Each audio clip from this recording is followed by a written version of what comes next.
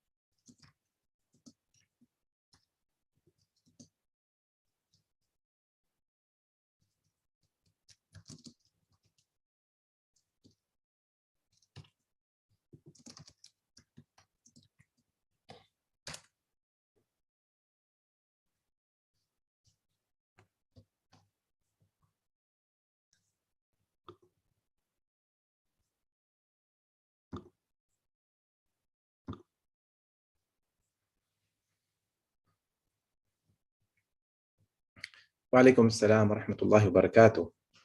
You are most welcome, everybody. So I'm just waiting for the moderator, Dr. Professor Husni, to join us to start, inshallah.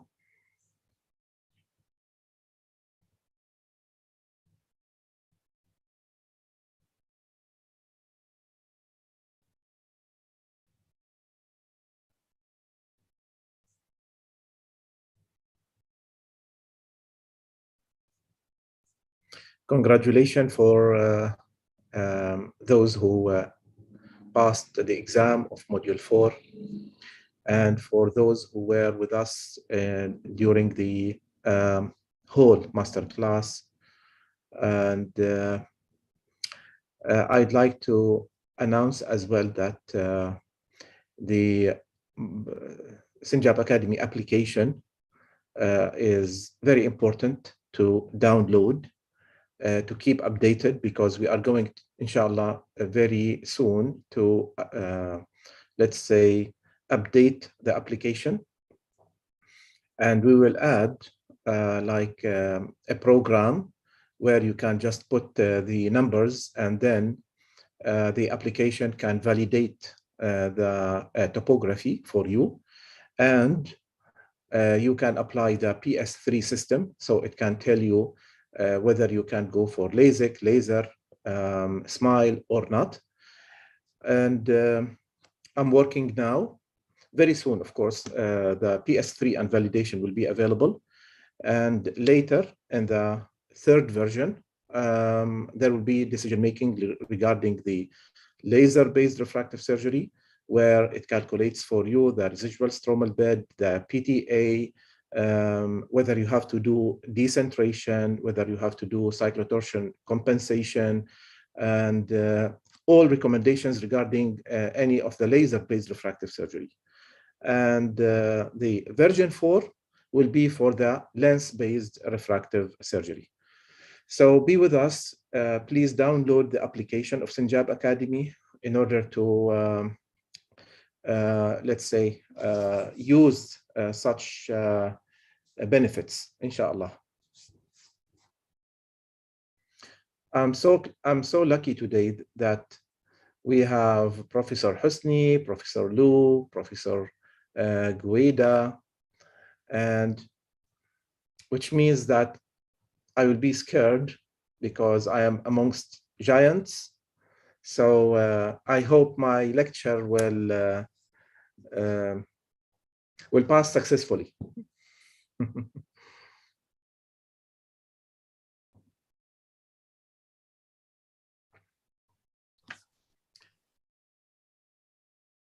Hello, Professor Lou. Hello, how are you? I'm fine. Thank you very much for being with us. You're very welcome. It's a pleasure to be with you. I've only just finished operating, and in a moment I shall have to leave, but I will leave quietly. Thank you very much. Thank you. Very much appreciated. Thank you.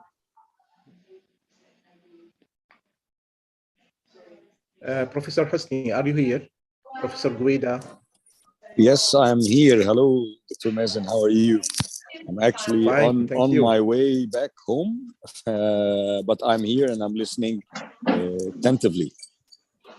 Thank you very much. Hello. Hello, Professor Guida. We hear you. Can you hear me well? Yeah. Yes. Thank you for inviting me. You are most welcome. I am the one to thank you all for being with me in order to learn from you. So I think it's the time now to start. Inshallah Rabbil Alameen. I'm going to share my screen.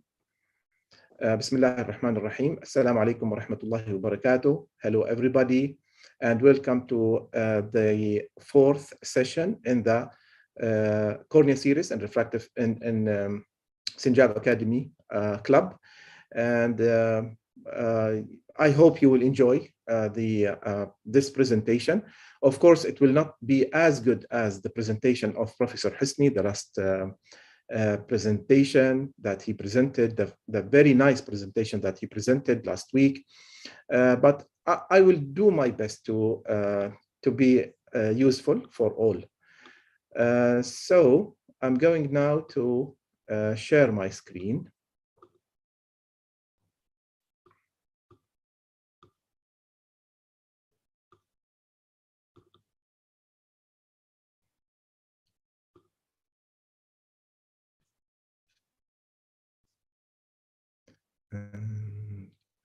Yeah, this one.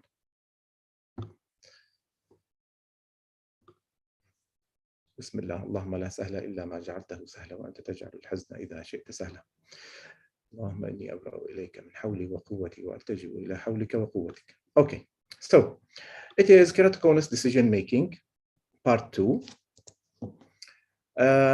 As I showed you last time that I'm following my own classification, which depends on the visual function.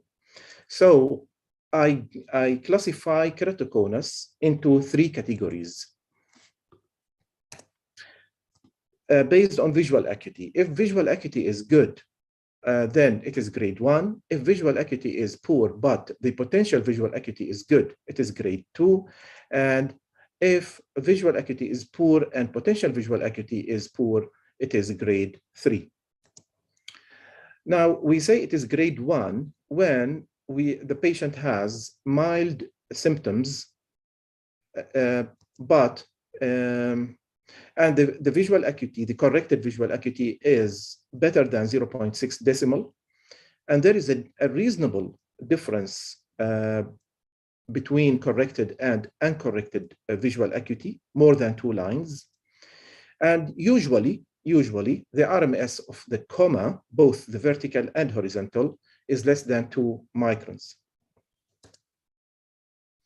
I'll show you some examples where the pattern of the corneal topography differs, but all are under this category because of the same visual function of these patients. So this is a case where we can see very mild pattern, and it is grade 1. And we can see that the comma is only 1.4. This is another pattern of keratoconus, of the topography, I mean, but it is still grade 1 because of the same visual function. And this is a third pattern of the topography, but still categorized. And of course, they differ. Those 3 examples, they differ in K readings, Kmax, corneal thickness, whatever it is, but all are categorized as grade 1 because of the same visual function. Now we say it is grade 2 when the symptoms are moderate, okay, but they improve while using the contact lens, okay? The vision improves by using the contact lens. So moderate symptoms, the potential visual acuity here, we take it into consideration. It is more than 0.6 decimal, and there is a reasonable difference between the potential and corrected visual acuity. When I say corrected visual acuity, I mean the spectacle corrected visual acuity, more than 2 lines. So here we do not consider the uncorrected visual acuity. We consider the potential visual acuity more than 0.6, and there is a difference more than 2 lines with the corrected spectacle corrected visual acuity. And the RMS is usually between 2 and 4 microns, like in this example. Now, I'll show you some patterns where they are all under grade 2, and they differ in K readings and corneal thickness, elevation maps, whatever, because they share the same visual function, like in this case. And this is another pattern, as you see, and this is another pattern. Okay, now we say grade 3 when the patient suffers from severe symptoms and do not improve by using the contact lenses. So severe symptoms, the potential visual acuity is poor, no reasonable difference between potential and corrected visual acuity, and RMS is more than 4 microns, usually. We can see such examples. Okay, this is an example where the comma is 5. This is another example. You can see that it looks like mild keratoconus because, as you see, the Kmax is only 50, all right? And the K average is 44. And the pattern is not that severe. But because of the bad visual function, I classify it as grade 3.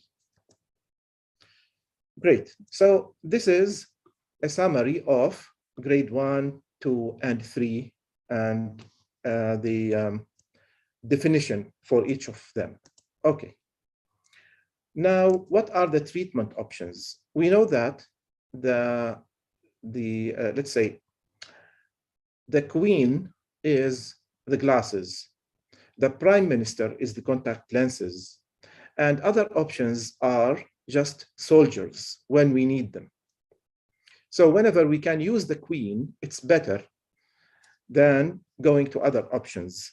And the same for the prime minister.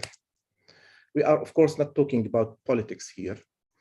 Now, previously, I used to go into details regarding 12 parameters, but I found it very unuseful as a first step. Okay, but second step, yes. So we have to consider, of course, transparency, voct striae, progression, age, gender, thickness, Kmax, refraction, astigmatism, visual acuity, potential visual acuity, and high order aberrations, because each one of them will direct you towards something. Okay, for example, if you find pellucid marginal degeneration, you have to do cross-linking. If it is, of course, if the other situation is suitable for that. regardless of age, because we know that pellucid marginal degeneration is progressive, whatever the age is. But if you find keratoconus or pellucid-like keratoconus in a patient who is above 30, you will say, okay, I have to monitor progression. So as you see, age plays a role. Now, gender is important as well because of hormonal changes, the progression of keratoconus during pregnancy. So as you see, gender is important to consider some issues, and so on. I'm not going to go in depth for each parameter. So back to the options. To make it easy, I grouped those options into 3 categories or 3 groups: the aiding measures, the corneal remodeling measures, and corneal transplant, of course. The aiding measures, the contact lenses, glasses, and phakic IOLs, corneal remodeling, laser, customized laser vision correction, and intracorneal rings, and corneal transplant, of course, the PKP and LK.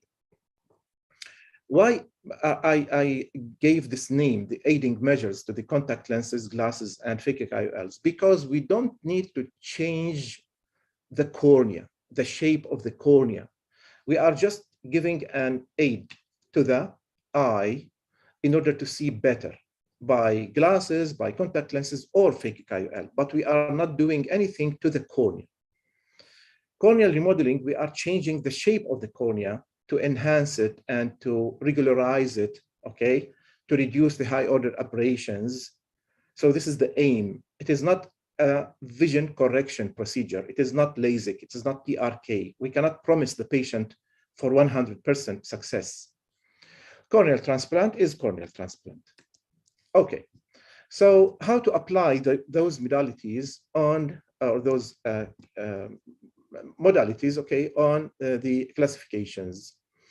In grade 1, of course, aiding measures are very good, okay, but sometimes we may enhance the shape of the cornea by corneal remodeling before going back to the aiding measures to reduce the symptoms, for example, to reduce the high astigmatism, to make the glasses, to make the patient more tolerant to the glasses, for example, if they are intolerant to the contact lenses, and to rehabilitate the eye to accept phakic IOL. Because if, for example, if we find that doing a touch-up by laser ablation will make the quality of vision is very good, in this case, the patient has high refractive error, then we can implant phakic IOL after the customized laser vision correction. Now in grade 2,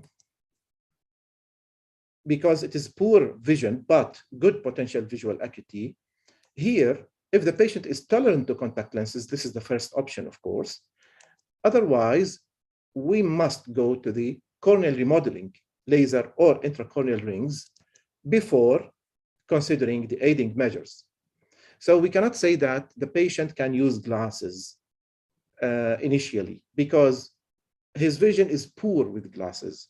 We cannot implant phakic IOL because his vision is poor with glasses. All right, so the phakic IOL will give the same vision of glasses, almost the same vision of glasses. But he can use the contact lenses, of course, because the potential visual acuity is good. And if we touch up the cornea by the laser or the intracorneal ring, then we can use glasses, contact lenses, or phakic IOL. Now we come to the grade 3. Grade 3, because there is no difference and no improvement by any means the contact lenses. So we expect that this patient will not respond to the intracorneal rings and will not respond to the customized laser vision correction, and it is useless to implant phakic IOL in such cases. And usually in such cases, either the cornea has severe Vogt striae, all right, or the cornea is not transparent. There is some scar, some kind of scar, keratoconus related scar, I mean. After corneal transplant, of course, we can do more to enhance the graft by laser, for example, after, of course, we remove the sutures and the good time. And we can, if the graft is fine, symmetric, the amount of astigmatism is low, then we can immediately go to the glasses, for example, or contact lenses, or phakic IOL, if there is a high refractive error. So let's say if grade 3 becomes a grade 1 by corneal graft, you can apply grade 1. All right. So this is the, let's say, algorithm of the treatment. Now, what is the role? Where is the cross-linking? All right. I did not mention cross-linking anywhere because cross-linking has its own applications. So we apply it if it is progressive. Okay. We apply it to secure the effect of the intracorneal ring. So after intracorneal ring implantation, it is recommended to do cross-linking, even if it is not progressive, in order to maintain the good effect that we obtained by the intracorneal ring. And of course, in augmenting the customized laser vision correction, regardless of the debate, which one is first. Great. So let's take this poll. Of course, case 1, I will show it to you, then I will present a poll.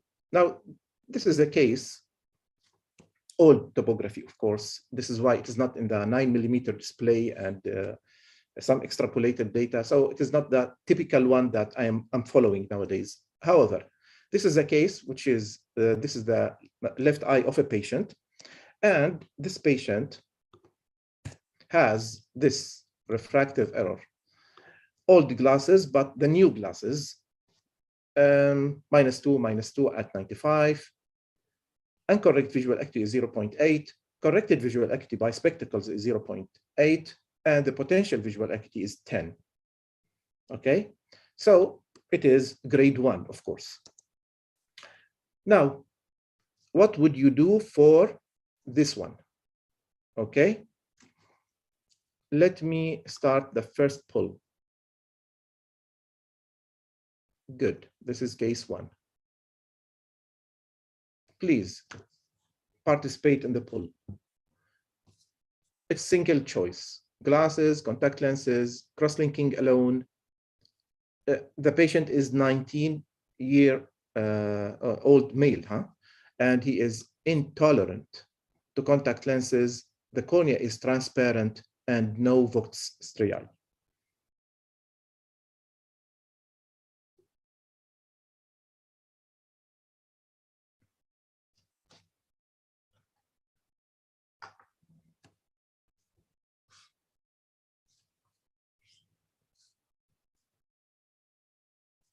Yeah, of course, somebody is, Jesus is writing laser vision correction and cross-linking. You can choose the customized laser vision correction because I wrote the cross-linking alone, but it is included in some other modalities. So no worries, you can choose just the customized or the ICR, for example, if you believe that the ICR is good, and later you can do cross-linking, for example. Or if you do cross-linking, then phakic IOL. So you choose the phakic IOL.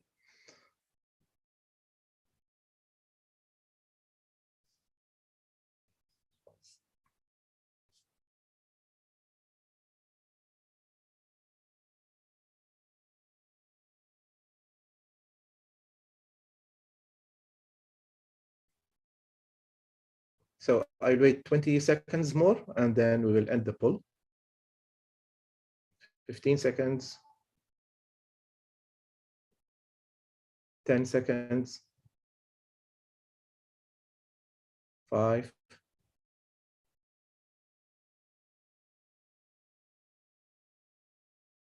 Done. Okay.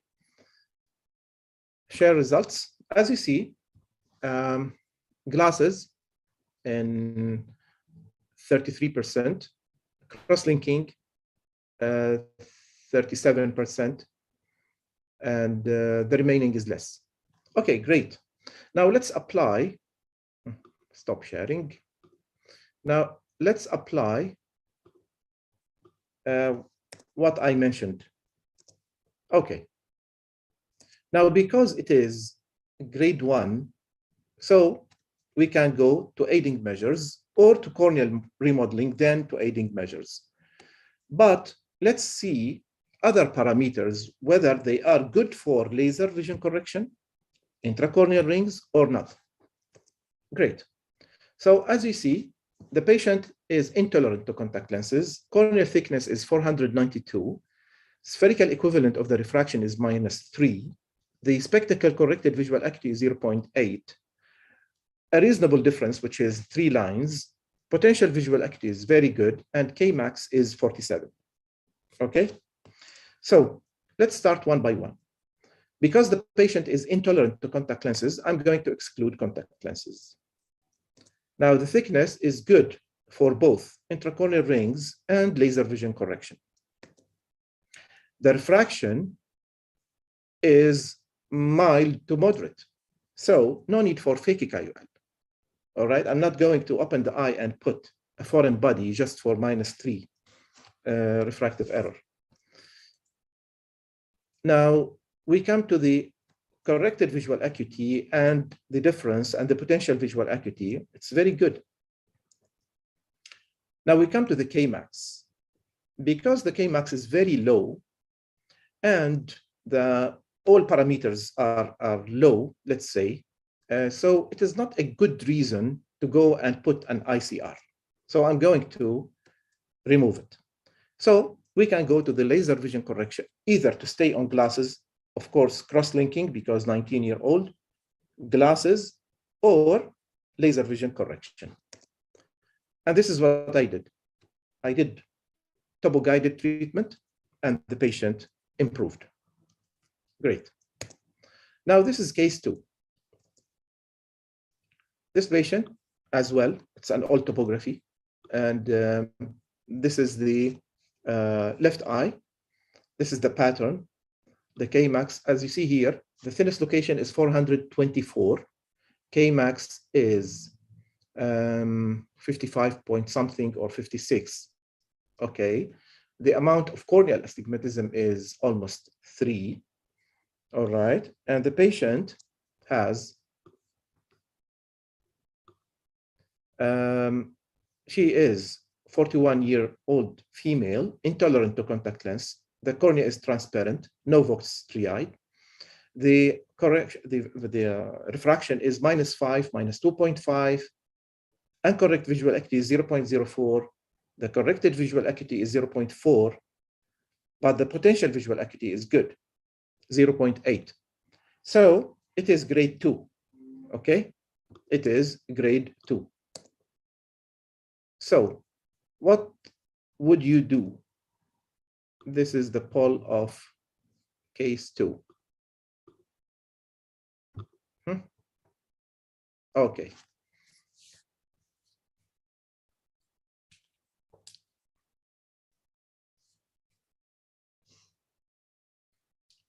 You go for glasses, contact lenses, corneal cross-linking, alone, customized, ICR, phakic IOL, keratoplasty.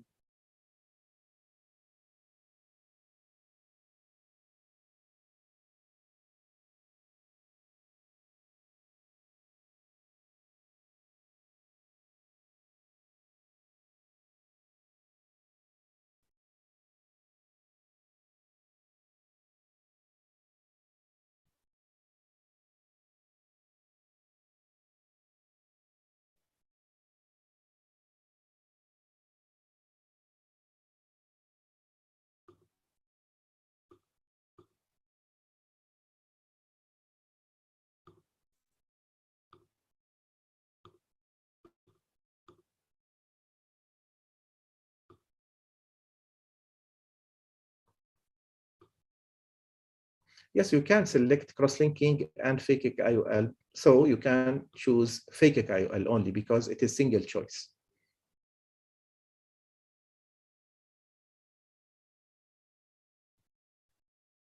but the patient is 41, and it is not pellucid marginal degeneration. Why to do cross-linking? You want to see the topography while answering? Yes, sure.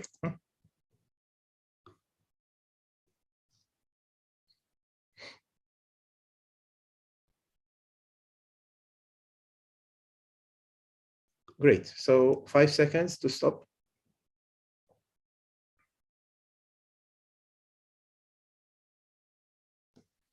Okay, good. So the answer, most of you answered the intracorneal rings. Perfect. So let's go and apply this scheme.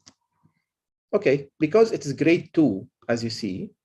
So either we go to the contact lens or we go to the corneal remodeling, laser or intracorneal ring.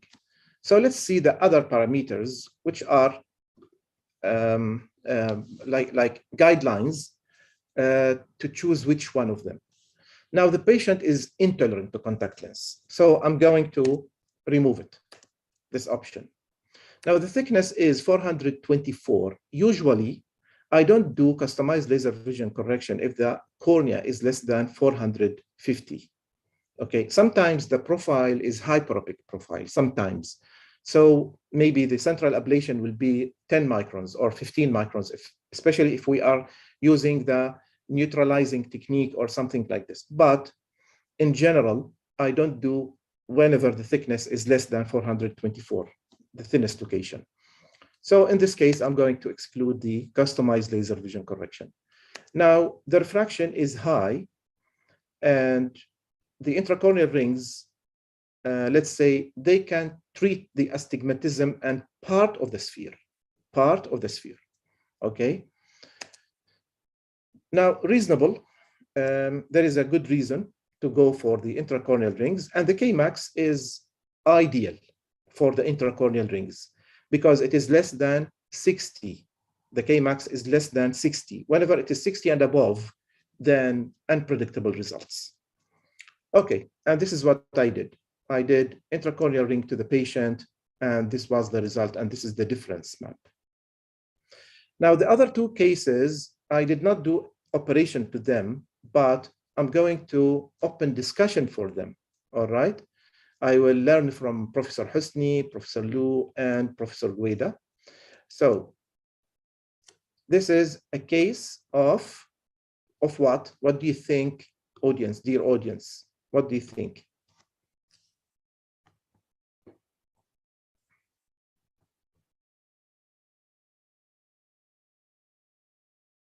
Yeah, very good. Pellucid marginal degeneration.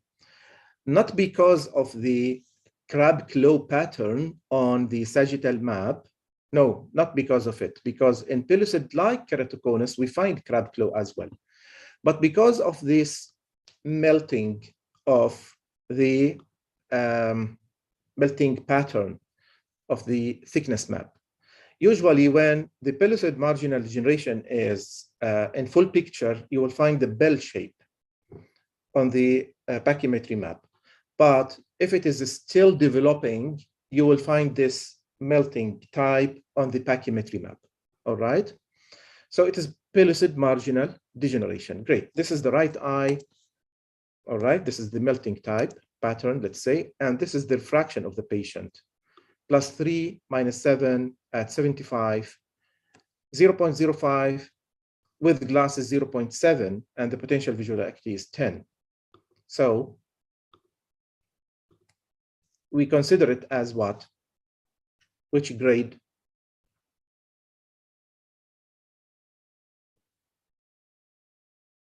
Why 2?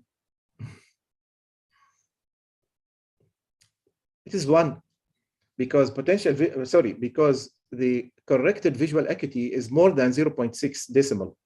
So he has good visual acuity despite the severe and high astigmatism. This is a real case. Okay. Look on the astigmatism on the anterior surface of the cornea, 10 diopters. Okay. The patient has 10 diopters. In spite of this, he can see 0.7 with the glasses. Why is that? Because of if you hide the periphery of the cornea and you look at the very center of the cornea, you will find symmetric bow tie. So he has symmetric and almost regular central vision. Okay, great. So it is grade 1. Now this is the RMS of the vertical and horizontal comma, both together.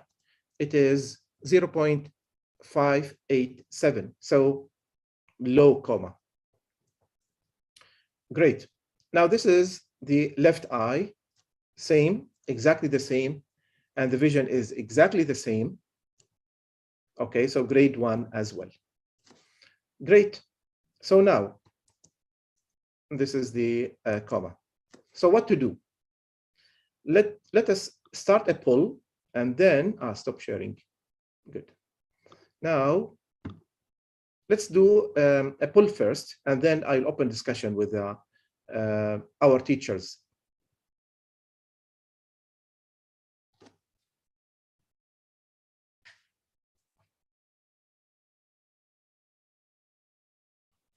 By the way, why do you think the patient is coming for a solution? This question is to the audience. Why do you think that? The RMS is low, okay. So not that much high order aberrations. No poor quality of vision actually, because the RMS of the comma is low. Of course, he has trefoil. It might be, yes, it might be. Okay, great. And because of the high numbers, the patient has high numbers, so he cannot tolerate the contact lenses and cannot tolerate the glasses. Very high numbers, distortion of glasses. Yes.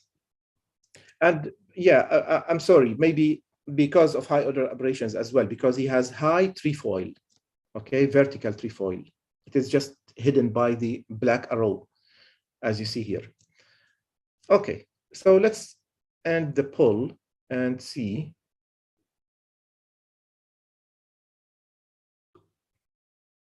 Share results.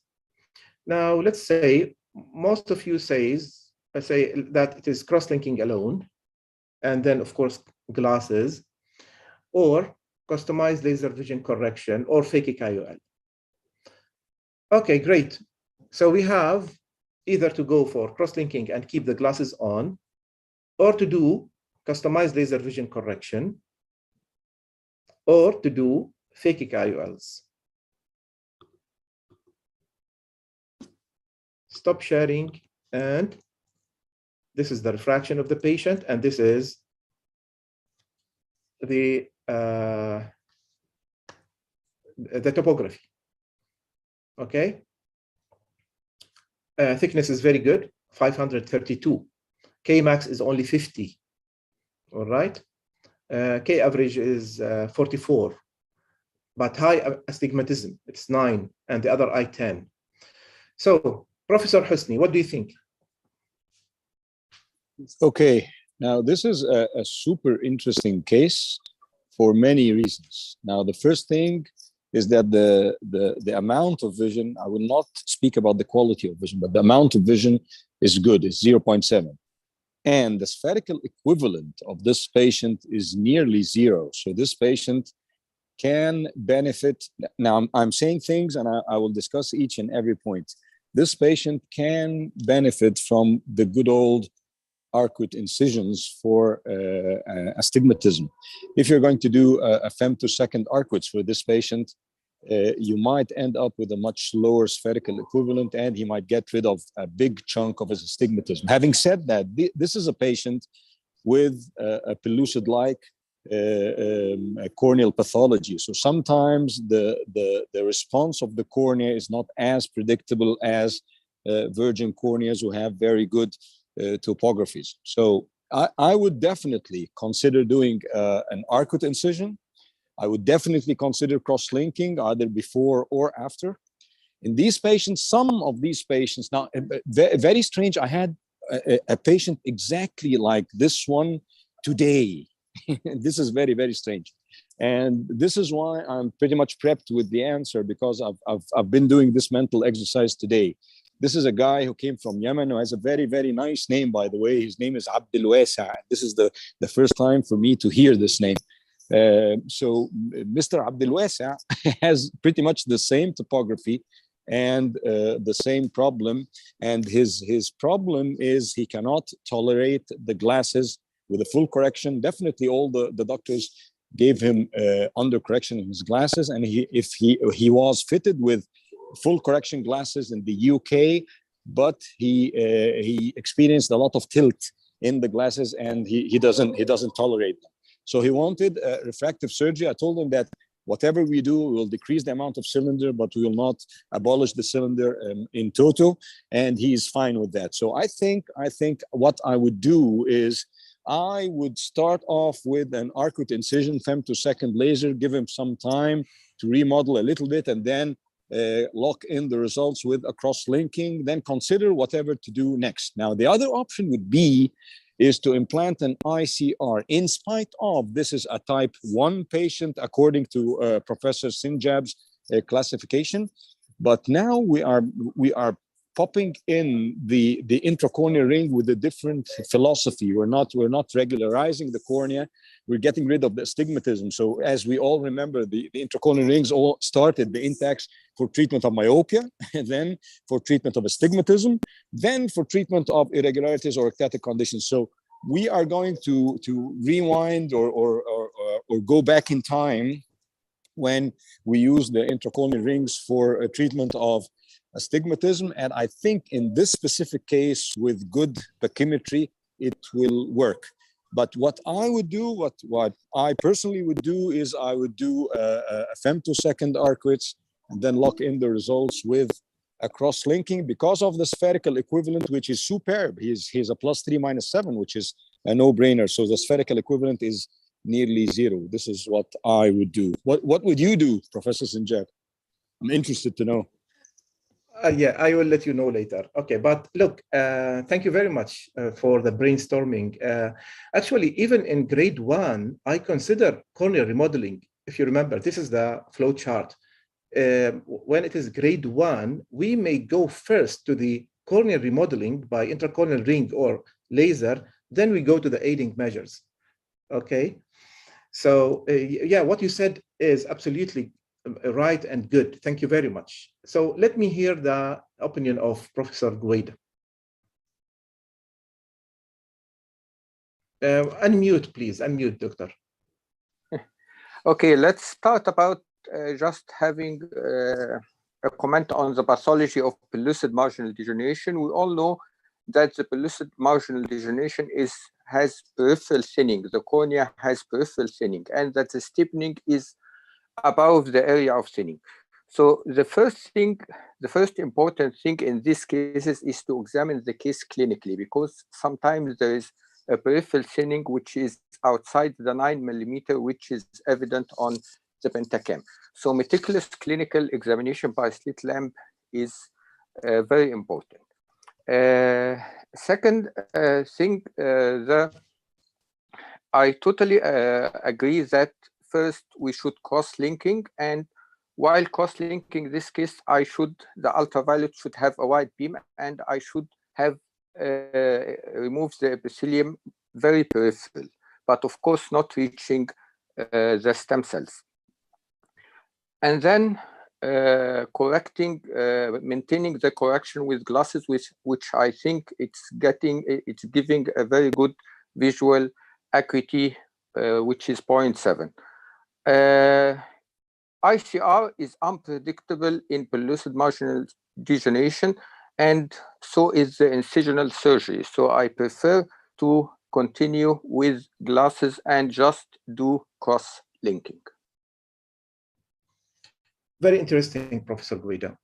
Thank you very much. Yeah, all You're opinions are good, of course, especially that we have to put in mind some patients, or most of the patients who are intolerant to contact lenses, they become tolerant to contact lenses after cross-linking. So yeah, we may just do cross-linking to the patient, and then after 1 month, we go for the contact lenses, and the patient will have 20/20 vision. This is one of the options, of course. Now, from my experience, long experience in such patterns, it responds very, very well to the intracorneal rings. It responds very well to the intracorneal rings, but not the, of course, no financial interest. I'm going just to say, to play around. The ring should be bulky, okay? The type of the ring should be bulky and not those small rings, all right? So it will give very good result. And actually, very frankly, I did this, the operation to this patient. And immediately after the operation, mashallah, la quwwata illa billah, the patient could see 0.5 immediately. He started saying, I can now recognize the faces. And 1 week after, the patient can see 0.8++, uncorrected visual acuity. And I'm going to do cross-linking to the patient, inshallah, after tomorrow, in order to secure the result, the very nice result that I could obtain, alhamdulillah. So I already did the intracorneal rings for the patient, and I'm going to do the cross-linking, but very shortly, because I don't want to lose the very nice effect with this patient. Any discussion, Professor Husni, Guwaida, before we move to case 4, the last case, case 4? No, actually, I have a comment. I totally agree with what you did. As I said, putting an intracorneal ring, whether it is Intax or any other corneal ring, actually. Muhammad, we cannot hear you. With regular bow tie, you will get much better results with the ring than having an irregular cornea, which is sometimes unpredictable. So in this case, I would definitely say, and since the pachymetry is pretty decent, my options would be either to put in an arcuate incision or to put in an intracorneal ring, and I totally agree. And I congratulate you on the result. But what I would do, Dr. Sinjab, is definitely do a cross-linking immediately, just to make sure that it stays like this. Yes. Very nice. So let's see if the audience have some questions. One observation, Jesus says, intracorneal rings could reduce astigmatism, but will elevate hypermetropia. Perhaps laser vision correction plus cross-linking is better, second option, and phakic IOL. Some combinations. What about phakic IOL? Yeah, by the way, because Jesus is asking about phakic IOL. What do you think, Professor Husni, Professor Guwaida? Actually, this is something that I just didn't cross my mind, but I think phakic IOLs in this case with a regular bow tie in the central 3 millimeters is a good option as well. Toric ICLs, but the problem is, will you find a toric ICL? Can they manufacture a toric ICL that will treat 7 diopters of astigmatism? This is a big question mark. If you can get this and everything is optimal with the anterior chamber depth and the angle, I think this is a good option as well. Plus cross-linking. So Jesus has a point. I don't agree with laser vision correction, because the amount of ablation that you will do to correct a -7 diopters of astigmatism will be too much. Plus the fact that this is a mixed cylinder, so you will eat from the periphery of the cornea as well. So with peripheral thinning, as Dr. Bahgat said, I don't think using the excimer laser in this case is a good option. But again, that's a nice thought. Putting a toric ICL, if they can manufacture one that can treat this amount of cylinder, would be a good option as well. I have a comment regarding toric ICL. Okay, it may be a good option, but how much would you wait to be sure that the condition is stable and the refraction is stable? So you can cross-linking and wait for how many months or many years to be sure that this fraction will be stable. Stabilize. Yeah, very Yeah. good point, Doctor. Yeah, at least I can comment on this. Yes, it is a valid point, but again, this is a different level of treatment. We are treating a cornea that is starting or can at any time become irregular. Now, there has been studies, many studies actually in the literature about when to use toric ICLs in keratoconic patients. And these patients really have bad corneas. And when you have a regular bow tie in the central 3 millimeters, in spite of having ectasia in the peripheral cornea, we know by experience that these lenses work. So when you have a very inviting cornea like this one with a very regularish bow tie, I think the toric ICL will work even more. But the problem will be is that will you be able to get a toric ICL that will that is designed to treat 7 diopters of astigmatism? This is the big question mark. I'm not really concerned about progression. If I do cross-linking, I don't think the axis will change that much. And I know for sure that there is a ceiling that I will not be able to cross, and I will be happy popping in a toric ICL. But the problem is if I can find this ICL. Yeah. Actually, I have a concern about the ICL, toric ICL.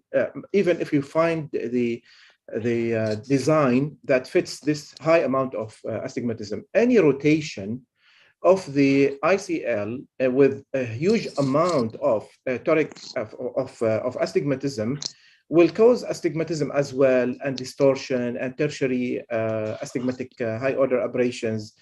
Because we all know that 10 degrees will cause something. So I have a concern about not only the power, but aligning the axis exactly on this maybe changing cornea, because the cornea will change itself by the time, especially if we consider the incision of the ICL, all right? Because even if we put a suture, the astigmatism will change the direction. So for me, no, I don't prefer to put a toric ICL for such a big amount of astigmatism for the considerations that I mentioned. Now let's go for another. Isn't it safer to go for laser? No, because we are treating pellucid marginal degeneration, and here it is hyperopic profile, mixed astigmatism. There will be hitting to the peripheral area where it is very thin, so or relatively thin in this case. So I don't go, and you cannot manage such a big amount of astigmatism with just topo-guided treatment. What kind of cross-linking do we do here? It is it epi-off or to remove the epithelium? How to remove the epithelium? I think epi-off technique. Yeah, it should be epi-off technique. You can do it transepithelial if you like, Cretan protocol or manual. It's up to you. Each one of them has its own advantage. Now, 6 millimeter will reduce the hypermetropia and the astigmatism. Yes, Ubaida, if we go for the small rings designs, but from my experience in such cases, it will not work. This design you are talking about, it will not work with you. I think you mean the Keratoconus or Ferrara because they have the same design. But in such cases, they will not work as good as other bulky rings. Massimo suggests 2-step procedures, the toric IPCL, and after refine only the high order aberrations by the laser and cross-linking. Yes, it is an option, but I'm afraid of the rotation and the changing of the astigmatism of the cornea. ICL will not make a remodeling for the cornea, so the high order aberrations will not be treated. Okay, very good comments from all audience. Thank you very much. How many rings do we insert? Actually, this is beyond the scope of this lecture. Laser safer with these degrees, implant, simplifying the scheme. But may I ask why cross-linking is not included in the item of corneal remodeling in the treatment scheme? Yeah, because I know that, a very good question. Pavli asked why not to include the cross-linking as a remodeling treatment, because we know that the cross-linking remodels the cornea, because it is unpredictable remodeling. We cannot consider it as a type of treatment to do in order to reduce astigmatism or to reduce the sphere, because we don't know how much it will do this. Yeah. Great. So shall we move now to the third case? One is asking, what do you mean by bulking rings? I mean intacs. Okay. So let's move to the last case. This is a case, bilateral keratoconus, as you see. Right eye, the patient has -1, -2, 75, 0.2, 0.5. Potential visual acuity is good as well, 0.9. Okay. And the RMS is 1.37. So, and I think the patient as well suffers from trefoil. So high order aberrations. This is the left eye, and this is the refraction, 0.3, 0.5, and 0.9. So which grade do you think?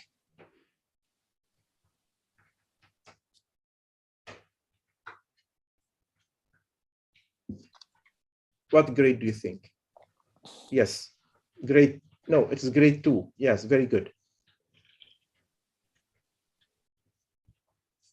It is grade 2. Very good. Yeah, because corrected visual acuity is less than 0.6. Yeah, great. So, and this is the RMS. So what would you do in such a case? And this is the pull. And the last one. I'm going to put the pictures for you as well. This is the right eye and left eye together.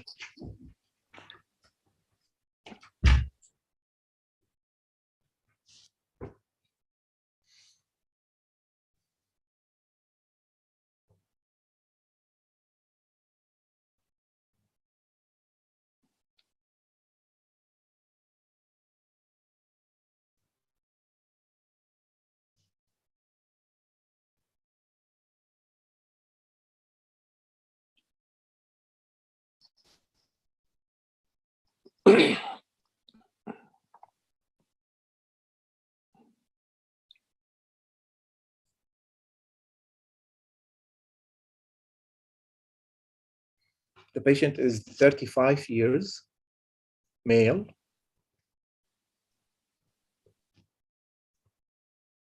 But nobody asked about, from the audience, nobody asked about contact lens intolerance, transparency of the cornea, vox striae.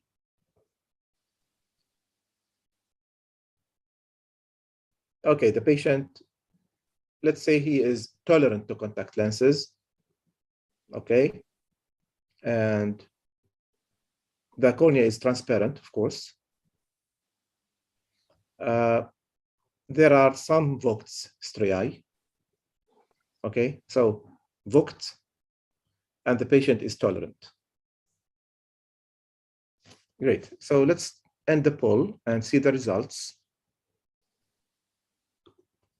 Let's say half-half, customized laser vision correction and intracorneal ring. Okay, stop sharing. And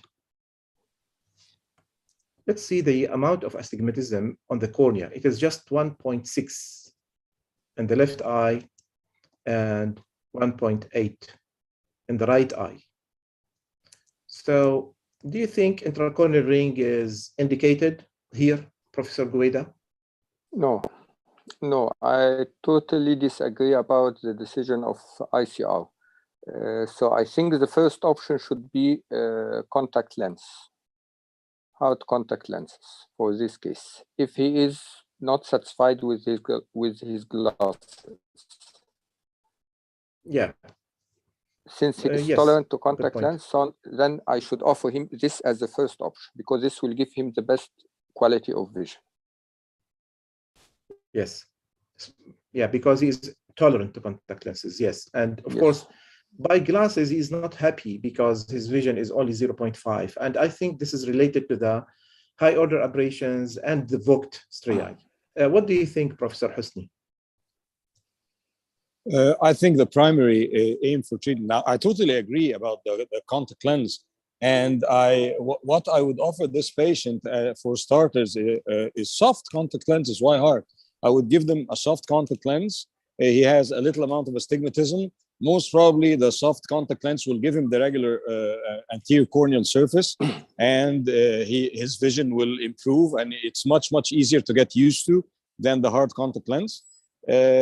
But I will definitely consider cross-linking, and I will also consider laser vision correction to regularize the anterior surface of the cornea, not to let him get rid of his glasses, but to regularize the cornea as much as I can.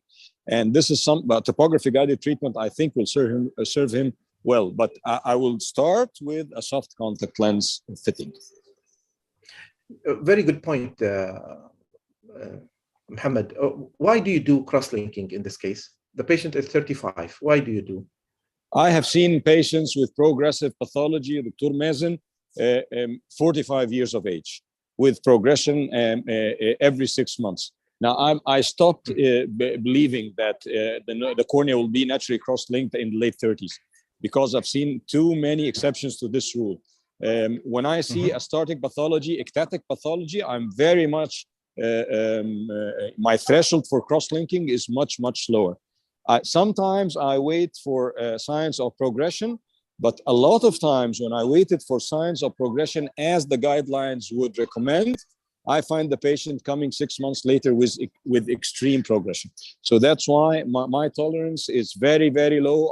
I want to cross-link each and every one of those guys. So I convince them with cross-linking, and I will be happy to offer them soft contact lenses or laser vision correction. This is, for me, it's pretty much the same.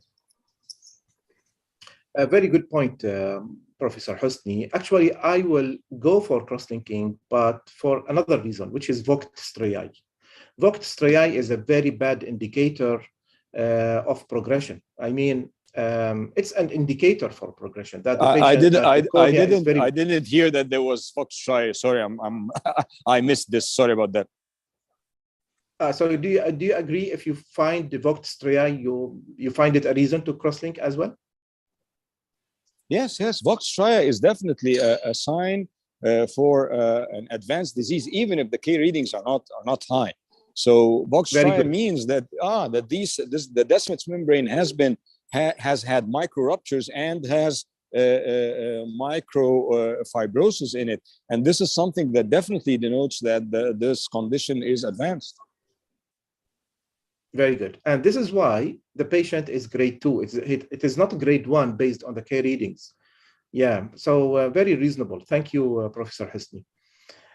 Great. So let's say this patient, we will go for cross-linking and then soft contact lenses. If the soft contact lenses do not work, then we can think of topo-guided treatment.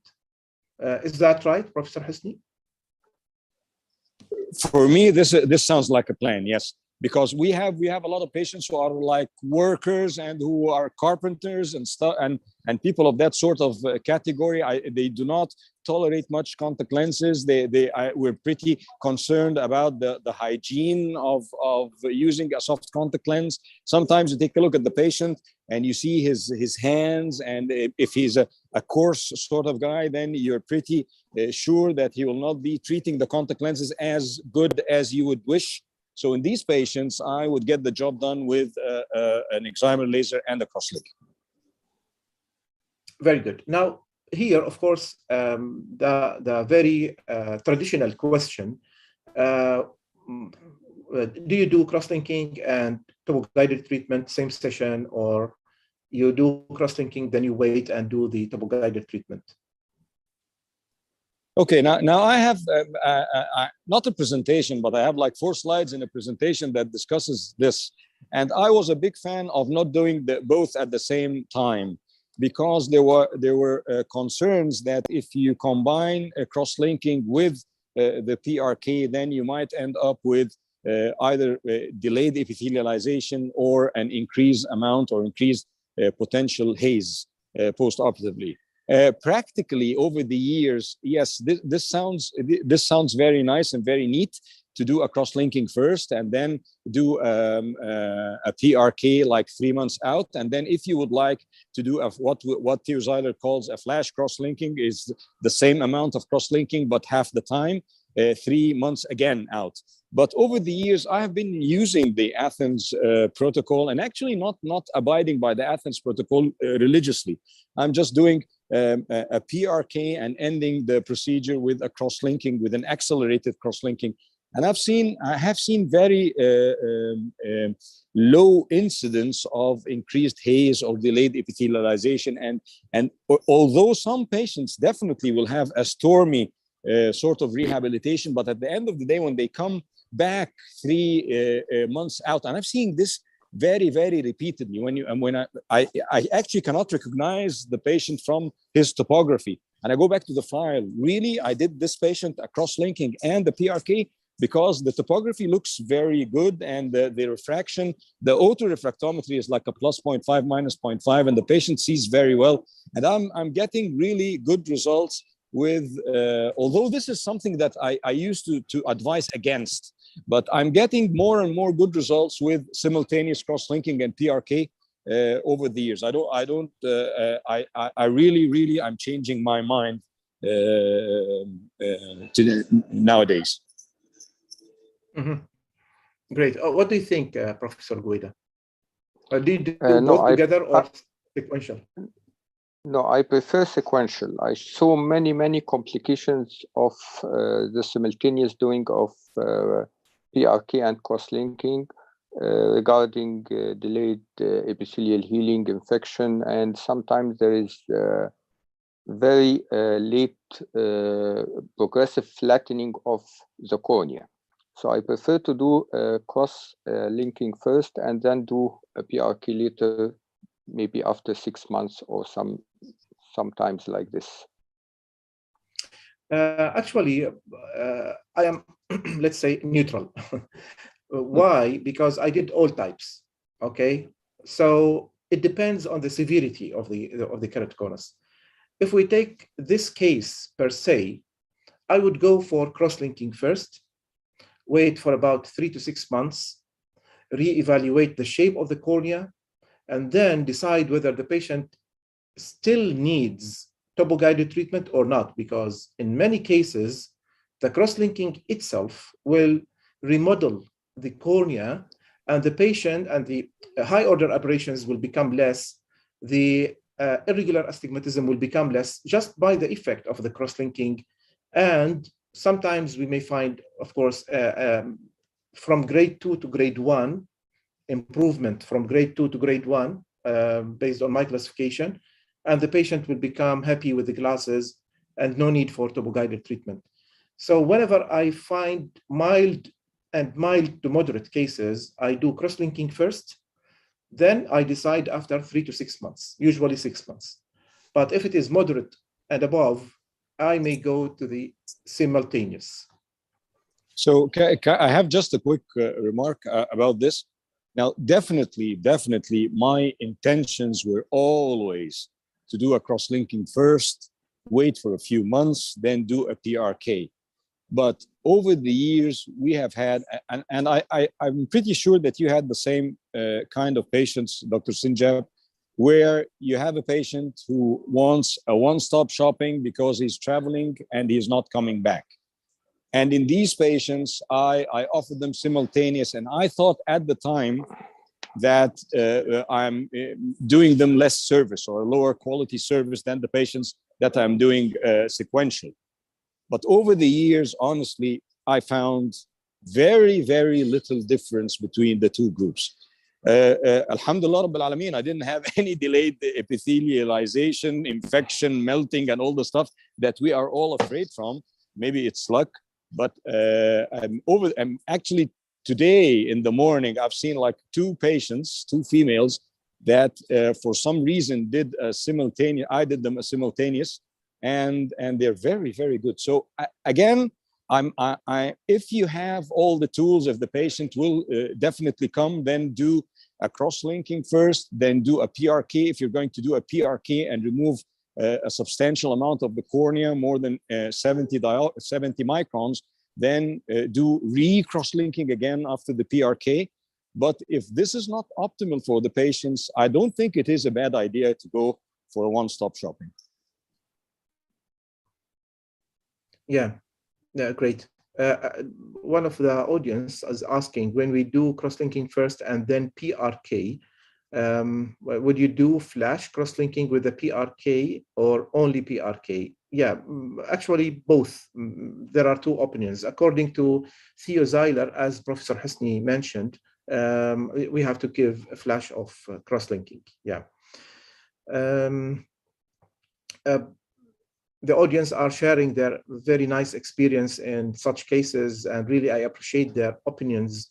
But we are all on the same area. We are playing on the same area where cross-linking, PRK, and here I would ask the Professor Husni, because you are using the algorithm, the wavelight, I mean, machine. From my experience, Schwind, you can choose what you want to treat. For example, the vertical coma, and you don't treat the trefoil or the spherical aberration. But do you have this option in the wavelight as well to choose what you are going to treat? Just a quick correction. I'm using 3 platforms in the same in the same hospital. We have the Vizix, we have the Schwind, and we have the wavelight. Now, if my algorithm has always been, if I do have a very good readable wave scan and I have a very good aberrometry, I can go with the wavefront. Muhammad, we cannot hear you. And the parameters with the Schwind again. If I get a very we couldn't hear you. So if you have a very good aberrometer, I think the connection. What do you do, Professor Gueda, meanwhile? I usually use the wavelight machine and use a topography guided just application after the cross-linking. Yeah, but so that's what you use the neutralizing technique, which is the TNT or something like this? No, just the classic TCAT, topography guide. The classic TCAT. Okay, great. Sorry, yeah. I got a lost signal. Yeah, I'm back. No problem. So so you said if my you have answer a very was good barometer. Yes.